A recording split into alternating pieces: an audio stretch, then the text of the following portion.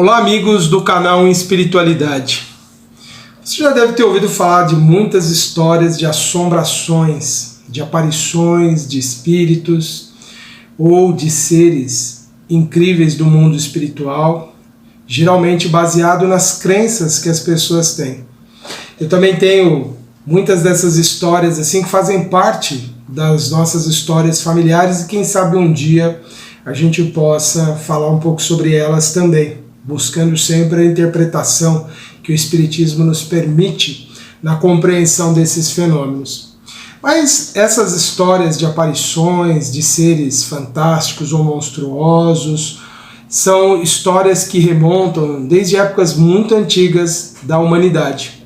E mesmo na época dos gregos, dos grandes filósofos que nós estamos hoje repassando aqui algumas das histórias ou algumas das ideias de Sócrates e Platão, também eles admitiam a existência dessas aparições, desses seres do mundo espiritual. Nós estamos presentemente fazendo uma leitura e um comentário sobre o resumo da teoria de Sócrates e Platão que Allan Kardec colocou na introdução do Evangelho segundo o Espiritismo, para mostrar essa relação que tem entre as crenças que os filósofos como Sócrates e Platão tinham, com ideias próprias do cristianismo e também mostrando a correlação com o Espiritismo. Nós vamos ler agora então o item 4 dessas reflexões aqui que Kardec colocou, desse resumo das ideias de Sócrates e Platão. Bom, ele disse assim então nesse item 4. A alma impura, nesse estado, ou seja, no estado de impureza, encontra-se pesada e é novamente arrastada para o mundo visível, o nosso mundo aqui da matéria, pelo horror do que é invisível e imaterial. Ela erra, então, segundo se diz, ao redor dos monumentos e dos túmulos, junto dos quais foram vistos, às vezes, fantasmas tenebrosos, como devem ser as imagens das almas que deixaram o corpo sem estar inteiramente pura e que conservam alguma coisa da forma material, o que permite aos nossos olhos percebê-las. Essas não são as almas dos bons, mas as dos maus, que estão forçadas ou que são forçadas a errar nesses lugares. Errar aqui é no sentido de vagar, de perambular, onde carregam as penas de sua vida passada e onde continuam a errar, até que os apetites inerentes à sua forma material as devolvam a um corpo. Então elas retornam, sem dúvida, os mesmos costumes que, durante a vida anterior, eram de sua predileção. E Kardec, sobre esse item aqui, sobre esse resumo que ele elaborou das ideias de Sócrates e Platão, fez o seguinte comentário. Não somente o princípio da reencarnação está aqui claramente expresso, mas também o estado das almas que ainda estão sob o domínio da matéria é descrito tal como o Espiritismo demonstra nas evocações. E há mais, pois afirma-se que a reencarnação é uma consequência da impureza da alma, enquanto que as almas purificadas estão livres dela. O Espiritismo não nos diz outra coisa, apenas acrescenta que a alma tomou boas resoluções na erraticidade. Erraticidade é o nome que se dá a esse estado do espírito fora do corpo, fora da matéria, e que tem conhecimentos adquiridos. Trará menos defeitos ao renascer, mais virtudes e mais ideias intuitivas do que na existência precedente, e que assim cada existência marca para ela um progresso intelectual e moral. Então o Espiritismo ele explica essas manifestações assustadoras que levaram as pessoas a acreditar na existência de lugares mal assombrados como sendo o quê? A presença de pessoas desencarnadas que conservam as suas imperfeições e ali manifestam de alguma forma para causar medo, para afugentar pessoas que possam estar nos espaços que elas acreditam serem delas. Em nossos dias, parece que em algum momento essas situações vão se tornando menos próximas da realidade e se tornam mais obras de ficção. Afinal de contas, a literatura e principalmente o cinema se apropriou muito dessas histórias porque elas cativam muito as pessoas, elas trazem grande interesse. Para os mais jovens fica muitas vezes a ideia de que isso é pura ficção, mas quem presenciou ou quem tem relatos assim muito convincentes, relatos muito assim confiáveis dessas manifestações, sabe que são fenômenos reais e não apenas ficção. E muitas pessoas, até por buscarem excessivamente esse tipo de produção cinematográfica, filmes de terror, acabam muitas vezes banalizando esse fenômeno ou, em outros casos, que é bastante grave, acabam permitindo que essas ideias, que essas manifestações de forma muito dramática que são apresentadas, criem imagens mentais que muitas vezes servem para os processos obsessivos. Pois é, esses espíritos vingativos, nossos adversários de outras vidas, espíritos que nós convivemos com eles em outras vidas e que muitas vezes nós ferimos e magoamos e que hoje nos perseguem, que hoje nos procuram para a vingança, muitas vezes eles usam dessas imagens que nós criamos a partir do momento que nós assistimos esses vídeos e que nós assimilamos essas histórias, eles utilizam para despertar em nós o medo. E o medo, como já falei inúmeras vezes, em outros momentos, em palestras, é uma grande porta que nós temos na nossa mente para a dominação. Porque através do medo, eles nos colocam num estado, muitas vezes, de fraqueza espiritual. Ou seja, eles conseguem nos guiar em nossos medos para que nós possamos realizar coisas que são divertidas, no caso, para alguns espíritos, ou que vão aprofundando em nós esse domínio deles sobre nós. Mas essas questões, então, elas são sempre muito interessantes de serem estudadas para que a gente possa entender que os espíritos estarão sempre presentes onde eles encontram afinidade. Eles sempre estarão ali buscando os meios que sejam para eles favoráveis a essas manifestações. Quem não quiser conviver com um espírito perturbador, com um espírito que possa produzir fenômenos assustadores, pode modificar-se, pode produzir pensamentos de paz, de equilíbrio, de harmonia e através da prece buscar sempre a sintonia com os bons espíritos, porque estes farão então a neutralização desses casos graves, então, desse assédio, dessa influência espiritual nociva que espíritos perturbadores, vingativos podem realizar. Allan Kardec nos traz aqui a indicação muito interessante aqui para a gente analisar, e eu vou pegar um dos exemplos do que aparece no livro O Céu e o Inferno, ou A Justiça Divina segundo o Espiritismo. Ele nos indica lá na parte 2 desse livro que ele reuniu várias histórias, tanto de espíritos felizes, após a passagem deles aqui pelo mundo terreno, que se encontravam em condições muito boas depois da sua morte, como ele reúne também histórias de espíritos que são o oposto, espíritos muito sofredores, de todas as categorias. Ele nos traz alguns exemplos do que o homem pode esperar após a morte.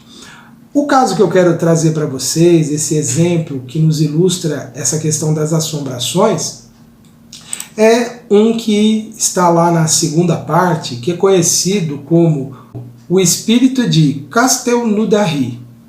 Bom, ele conta então que numa dessas pequenas cidades da França, no tempo dele, isso lá por volta de 1848, por ali, existia uma casa nessa pequena cidade aí de Castelnaudary que era muito presentes esses fenômenos assustadores. Uma vez o proprietário, que ele não identifica o nome, ele chama apenas por Senhor D, em muitos dos relatos de Allan Kardec, ele não coloca o nome das pessoas para não expô-las a alguma situação ali na época.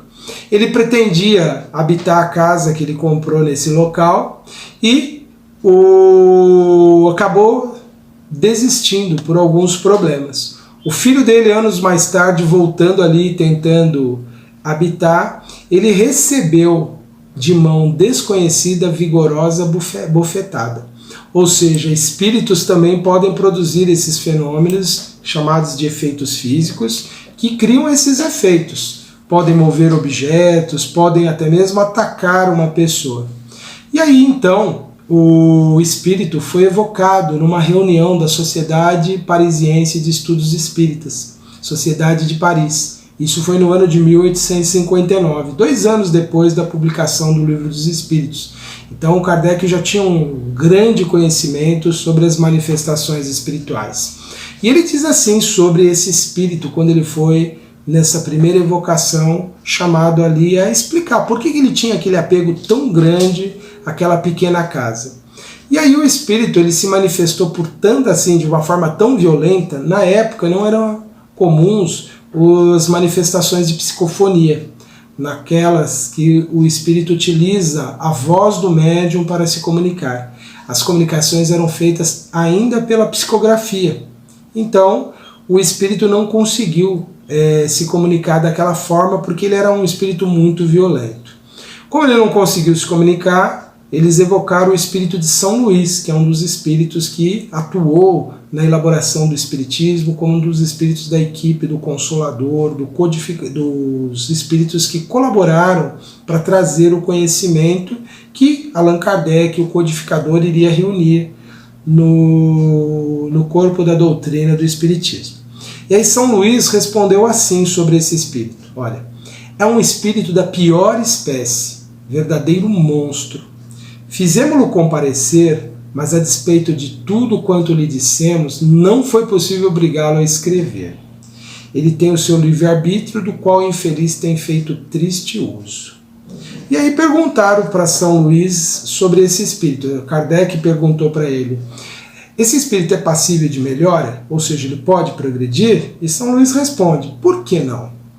Pois não o são todos, este como os outros, ou seja, assim como todos os espíritos, todos podem melhorar. Então esses espíritos que causam assombrações são espíritos que em algum momento as leis divinas os conduzirão a uma renovação, a uma transformação. E ele completa assim, olha, é possível, entretanto, que haja nisso dificuldades, ou seja, para melhorar pode ser que fique difícil, porém a permuta do bem pelo mal acabará por sensibilizá-lo. Orai em primeiro lugar, e se o evocardes daqui a um mês, vereis a transformação esperada. E foi isso que o Allan Kardec e o grupo ali da Sociedade Parisiense fez por aquele espírito. Orou por ele para que ele se encontrasse numa melhor situação, para que ele pudesse voltar ali e contar um pouco da sua história. E aí novamente, mais tarde o espírito é evocado e ele se mostrou mais brando, e pouco a pouco submisso e arrependido. Explicações posteriores ministradas não só por ele, como por outros espíritos, deram em resultado saber-se que em 1608, vejam, o caso se passou lá por volta de 1848, portanto, 1608, daí por volta de 250 e poucos anos, né? 250 e poucos anos, 2 séculos e meio. Aquele espírito, habitando aquela casa, né, como encarnado, assassinara um irmão por motivos de terríveis ciúmes, degolando, cortando-lhe o pescoço, durante o sono. Alguns anos decorridos também assassinara a esposa. Então você veja, aquele espírito tão apegado àquele local era um espírito, então, muito comprometido com o mal. Ele assassinou o irmão e a esposa. Isso nos faz refletir hoje sobre as pessoas que causam esses crimes violentos, assassinatos, esses crimes bárbaros que trazem tanta dor e sofrimento, em que condições esses espíritos vão se encontrar. É óbvio que o grau de consciência que eles têm sobre as consequências das suas ações pesa, mas sempre serão espíritos muito sofredores. Porém, como diz São Luís aqui sobre ele, por que eles não melhorariam se não fosse pelas intervenções das preces, pelos pensamentos positivos, ajudando eles a se renovarem. Isso nos faz pensar que muitas vezes quando nós ouvimos essas notícias de crimes bárbaros, nós temos um ímpeto meio de vingança, de querer que essas pessoas sejam punidas com dor, com severidade, quando na verdade isso não vai contribuir em nada para o progresso desses espíritos.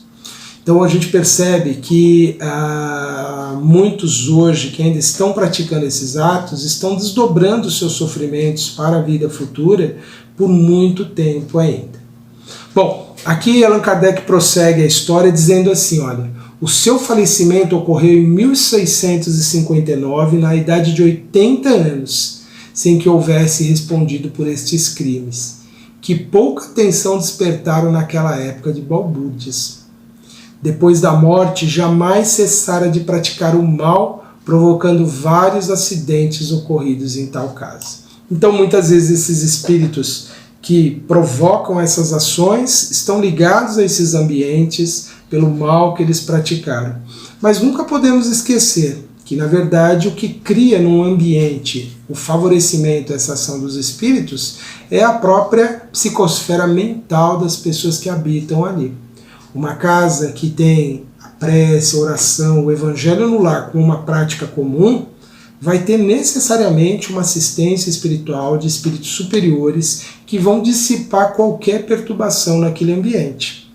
Muitas vezes nós somos levados a habitar ambientes que possam já ter sido habitados por outras pessoas, que crimes possam ter sido praticados ali, até para que possamos de alguma forma aprender com aquela experiência, nos servindo de prova, em alguns casos até de expiação, mas também podemos ser colaboradores, no sentido de que, ao mantermos ali uma harmonia mental naquele ambiente, possamos ajudar a dissipar aquela presença negativa que existe ali e aquelas vibrações, aqueles pensamentos, as criações mentais todas negativas ali.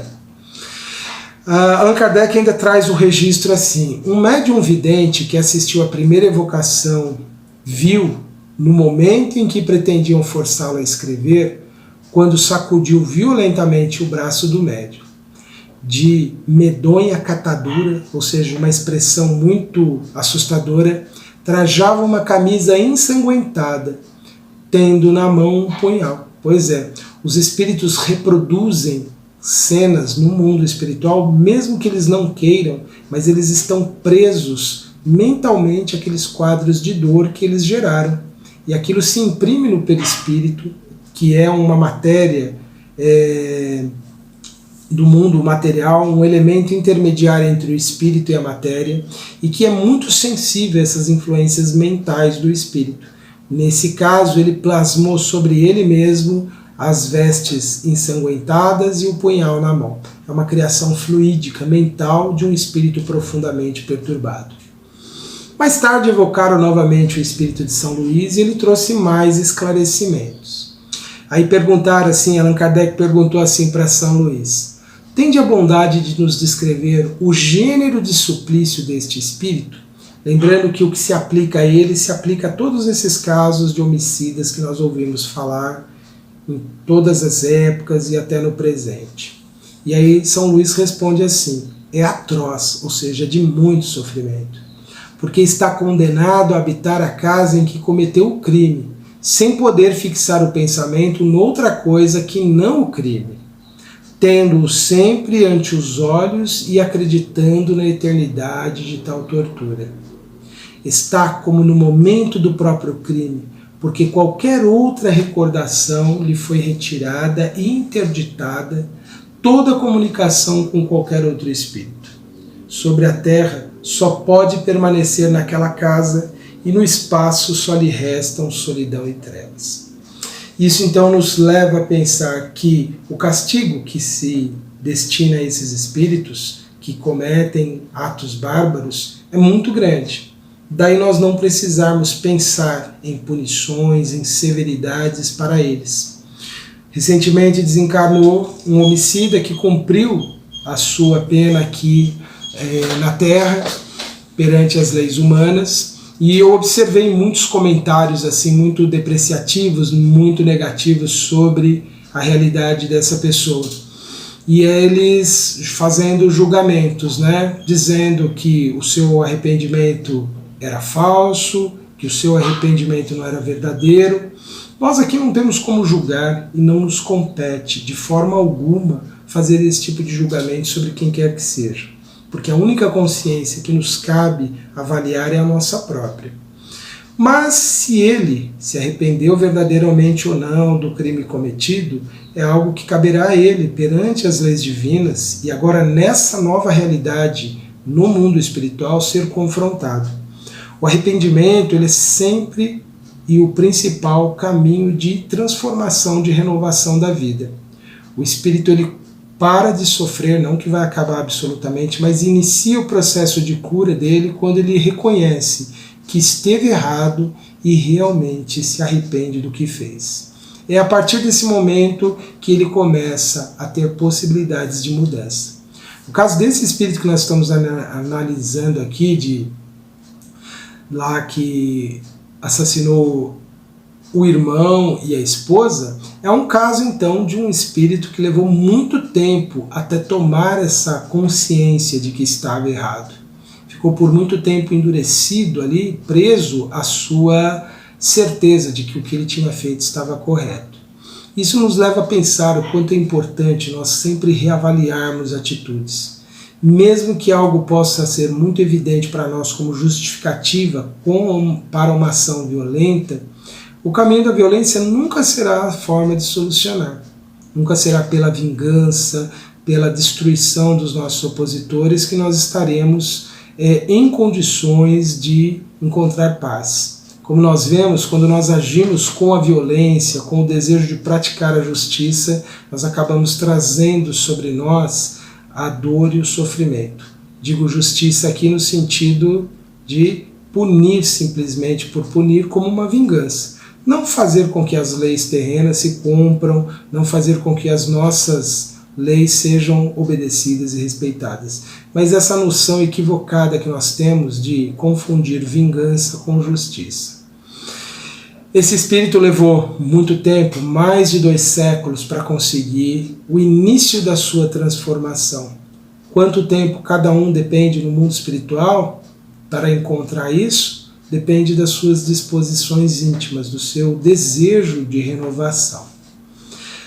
E aí, Kardec, nesse nosso estudo aqui impressionante, importante, perguntou para o Espírito São Luís também assim, olha, haveria um meio de desalojar ele dessa casa? Isso aqui é o que importa muitas vezes para as pessoas que pensam que suas habitações podem estar ali assombradas, confirmando aquilo que eu já falei, olha, o que a gente pode fazer se a gente acha que tem um espírito perturbando o ambiente onde a gente vive? Quando se quer desembaraçar obsessões de semelhantes espíritos, o meio é fácil, é orar por eles. Contudo, é precisamente isso que se deixa de fazer muitas vezes, preferindo-se intimidá-lo com exorcismos formulados que, aliás, muito os divertem. E são notórios os casos aí de exorcismos que não funcionam, não deram certo. E o espírito volta mais vingativo ainda. Por quê? Xingar, gritar, amaldiçoar qualquer ser do mundo espiritual não muda a realidade deles. Pelo contrário, ou intensifica o ódio ou serve de motivo de zombaria para eles. Pelo contrário, a prece para um espírito endurecido funciona como um sentimento de simpatia que a gente cria em relação a ele, de aproximação, de criar algo que é antagônico àquilo que ele sente, que é ódio, raiva, desejo de vingança. Então nós acabamos ali favorecendo o quê? A transformação dele, e se ele não se modificar, ele vai ser espantado por essa vibração que a prece faz em nós. Isso é fundamental para a gente pensar em que, se nós quisermos realmente produzir mudanças nessas influências espirituais que nós temos em nossas vidas, a prece por esses espíritos é um caminho de libertação. E ainda perguntando, olha, insinuando às pessoas interessadas essa ideia de orar por ele, fazendo também nós, conseguiríamos desalojá-lo? Sim, mas reparai que eu disse para orar e não para mandar orar, porque é o que muitas vezes as pessoas fazem, né? Que alguém ore por elas para que os seus problemas sejam resolvidos. Vamos terminar esse caso aqui porque ele é interessante, olha. Estando em tal situação há 2 séculos, apreciará ele todo esse tempo como se fora encarnado, isto é, tempo parecer-lhe a tanto ou menos longo do que quando na terra? Ou, vou ler de novo a pergunta porque nessa tradução que eu estou usando aqui do Céu e Inferno, que é do Guilherme Ribeiro, o texto muitas vezes ele é um pouco mais complicado porque é uma tradução mais antiga, olha. Então eu vou ler de novo, ó. Estando em tal situação há 2 séculos, apreciará ele todo esse tempo como se for encarnado, isto é, o tempo parecer-lhe-á tanto ou mais menos longo do que quando na Terra? E aí São Luís diz assim, olha, mais longo o sono não existe para ele. No caso desse espírito, ele estava permanentemente preso à cena do crime e revivendo. Então aquilo para ele pareceria um tempo muito mais longo do que se fosse apenas 2 encarnações em 2 séculos que ele tivesse aqui na Terra. Disseram-nos que o tempo não existe para os espíritos e que um século para eles não passa de um instante na eternidade. Dar-se-á efetivamente esse fato para com todos os espíritos? E São Luís diz, não, de certo, porquanto isso só se dá com os espíritos que têm atingido elevadíssimo grau de adiantamento. Para os inferiores, porém, o tempo é frequentemente moroso, sobretudo quando sofrem. E aí vem outras perguntas que Kardec faz aqui, que são bem interessantes. Aconselho depois, quem desejar conhecer mais a história do espírito de Castelnaudary, leiam no livro Céu e Inferno essa história, ela é muito ilustrativa sobre essas assombrações. Eu convido nesse instante a todos para que possamos em prece orar pelos espíritos endurecidos que criam o mal e a perturbação por onde passam. Que possam todos eles, Senhor, receber, através dessas vibrações de nossas preces, pensamentos de renovação e que encontrem eles todos a força necessária para superarem essa fase de suas vidas. Que possam eles, Pai, encontrar renovação em sua vida. Que possam todos eles encontrarem nas suas dores, nas suas lutas, o arrependimento necessário para recomeçarem o longo trabalho de volta à harmonia, à paz e ao equilíbrio. Que possamos todos nós, Senhor, estarmos livres das influências nocivas através de uma atitude mental positiva, favorável ao bem. Que possamos ter a convicção de que a prece, os sentimentos elevados, são os melhores antídotos contra quaisquer influências do mundo espiritual. Que a todos os nossos irmãos infelizes que se voltaram contra o próximo e praticaram atos de violência, que possam eles, Senhor, encontrar um caminho de renovação e de vida, de transformação.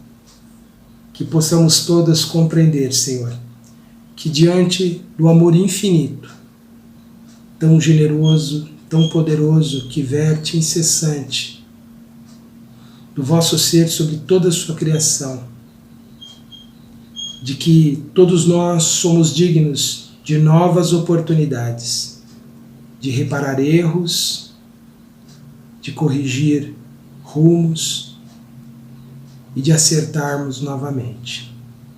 Que o vosso amor sempre propiciará a todos, quando desejarem, a oportunidade de renovação em suas vidas. Que possamos trazer para os nossos sentimentos a compreensão e o entendimento de que o amor, de que a misericórdia e o perdão divinos são infinitos, são incessantes, mas de que a vossa justiça, Pai, se ela é implacável e certeira, não é desprovida da generosidade e da bondade que confere a cada um novas oportunidades de crescimento e transformação. Obrigado, Senhor, por tudo, hoje e sempre. Que assim seja. Meus amigos, estas foram as nossas reflexões para este momento. Até um próximo episódio do nosso programa Ponto de Vista. Continue compartilhando e divulgando aqui a nossa programação do canal Espiritualidade e conhecendo também as nossas palestras que se encontram lá no site antenormorais.com.br. Um grande abraço a todos e até a próxima.